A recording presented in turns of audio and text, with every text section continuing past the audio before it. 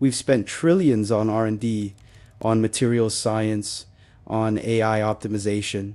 And yet, there are things we built 2,000 years ago that we straight up can't replicate today, not because we lost the blueprints, because the chemistry, the patience, the sheer physical understanding, it's gone. This isn't about nostalgia. This is about technologies that objectively, measurably perform better than what we have now. You're going to see examples that sound impossible at first, then you'll realize they're documented, tested, verified. Some of these will make you question what progress even means. We'll start with materials that shouldn't exist, move into processes we abandoned for worse alternatives, and end somewhere you probably didn't expect. Let's talk about Roman concrete. The stuff they used to build the Pantheon, the Colosseum, harbors that are still standing after 2 millennia underwater. Modern concrete starts cracking within decades, especially in salt. We thought we were smarter. We thought Portland cement was the answer. It wasn't. Roman concrete actually gets stronger over time when exposed to seawater. The lime reacts with volcanic ash and seawater to create a mineral structure. It's basically healing itself. We only figured out why this works in 2017, 2,000 years later. And here's the thing, we can't just copy it. We tried. The economics don't work. The volcanic ash they used was specific to the Mediterranean. The mixing process took longer. So instead, we build bridges and piers that need constant maintenance, that crumble into the ocean, that cost billions to repair every decade. They built once, we build forever. Damascus steel, you've heard of it. Those swords with the wavy patterns, supposedly able to cut through a falling silk scarf or a rifle barrel, depending on which legend you believe. The truth is somehow weirder. The steel had carbon nanotubes in it. Carbon nanotube. We didn't even discover those until 1991. Didn't figure out how to manufacture them reliably until the 2000s. They were making them in the middle. Ages. The process is lost. Completely. We know it involved wood steel from India. We know it required specific forging temperatures, specific folding patterns.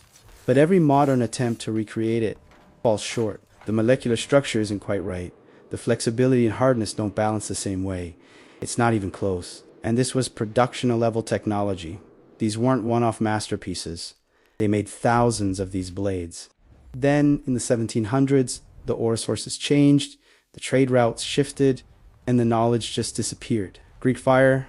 Now that one's almost funny if it wasn't so devastating. The Byzantine Empire had a weapon that burned on water, that stuck to whatever it touched, that couldn't be extinguished. Ships would light up like machetes, armies would scatter. For 700 years, this gave them a strategic advantage that kept Constantinople standing. The formula was a state secret, so closely guarded that only the ruling family and a handful of engineers knew it. When the empire fell, it fell with them. We've tried to recreate it.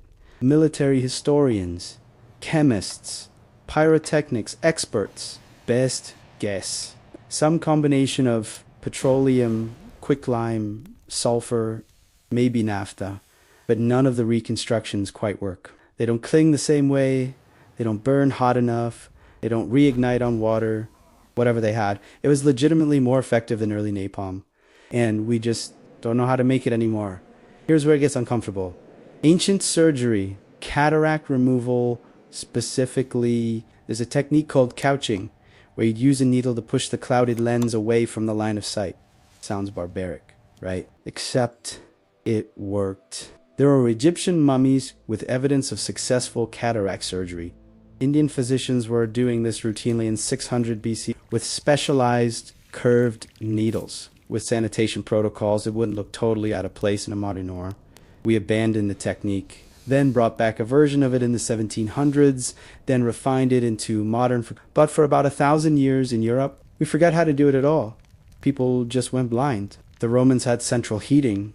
Did you know that? Hypocaust systems. They'd build a raised floor, channel hot air underneath from a furnace. The whole room would heat evenly. Bathhouses, villas, even some public buildings. This was standard in cold climates. Then the empire collapsed, and Europe went back to open fires and chimneys that barely worked for over 1,000 years. Castles were freezing. Manor houses were drafty. It wasn't until the 1700s that we started reinventing radiant floor heating. The exact same concept, just with hot water instead of air. We love to talk about planned obsolescence, about how modern products are designed to fail, but there's something darker going on, something structural. We've optimized for speed, for cost, for scalability, and in doing so, we've locked ourselves out of processes that require time. Time we're no longer willing to give, like Stradivarius violins. Everyone knows they sound different, that musicians can tell them apart in blind tests, that they sell for millions. We've analyzed the wood, the varnish, the shape, the density. We've used CT scans, chemical spectroscopy, acoustic modeling, and we can get close, but not quite. Best theory. The wood came from trees that grew during a little ice age. The growth rings are tighter. The density is different. The varnish might have had volcanic ash in it or specific fungal treatments. But also, the wood was aged for decades before use. Decades. We don't do that anymore. We can't afford to do that anymore. The Antikythera mechanism found in a shipwreck off Greece is basically an ancient Greek computer. Not metaphorically. It's a geared astronomical calculator that predicted eclipses, tracked planetary positions, even compensated for the irregular orbit of the moon. It was built around 100 BCE. We didn't have anything remotely comparable until astronomical clocks started appearing in the 1300s, 1,400 years later. And as those early clocks were simpler, the mechanism had 37 gears, differential gearing, a level of miniaturization that's kind of insane for hand manufacturing. Whoever built it understood mechanical mathematics at a level that shouldn't have existed. There's no evidence of anything else like it. No predecessors, new descendants, just this one artifact that suggests an entire branch of technology that what existed and vanished was limited to one workshop. We don't know. It's like finding a smartphone in a medieval tomb. The implications are disturbing. Ancient batteries. The Baghdad battery, found in Iraq, dated to around 200 BCE.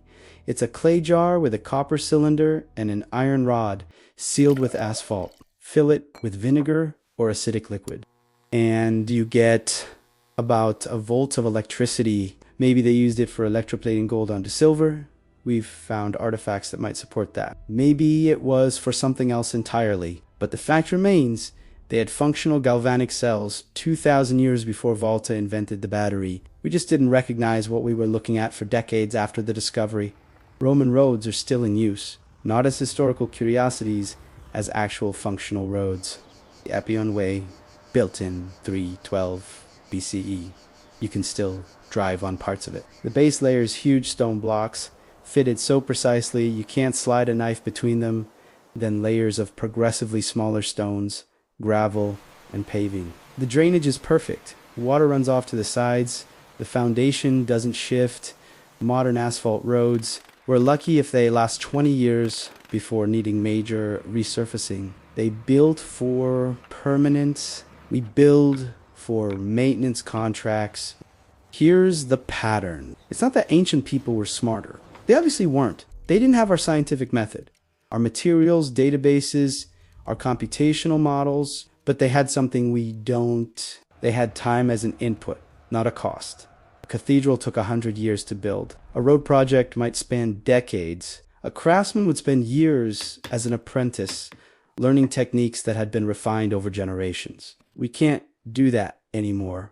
We won't do that anymore. Every project has a deadline. Every product has a launch window. Every technique has to be scalable and teachable in months, not years. And so we've created a world where we can 3D print a house in 24 hours, but it'll fall apart in 50 years. Where we can manufacture a car in days, but you'll need to replace it in a decade. Where we have more information than any civilization in history, and less institutional knowledge about how to actually make things that last. The uncomfortable truth isn't that we can't replicate these technologies. We probably could if we really wanted to, if we threw enough money and time at it. The uncomfortable truth is that we've built an economic system that makes it irrational to try. Better to sell the next version. Better to plan for replacement. Better to keep the cycle going. Those ancient engineers didn't have planned obsolescence. Not because they were more virtuous, but because they couldn't afford to rebuild every generation. They built it right the first time because they had to. We've made a trade-off, speed and abundance for permanence and mastery. Maybe that's fine. Maybe having cheap disposable everything is worth losing the knowledge of how to make things that outlast empires. But let's at least be honest about what we gave up. We can split atoms and edit genes. But we can't make a concrete pier that'll still be standing in the year 4000. That's not progress. That's just different.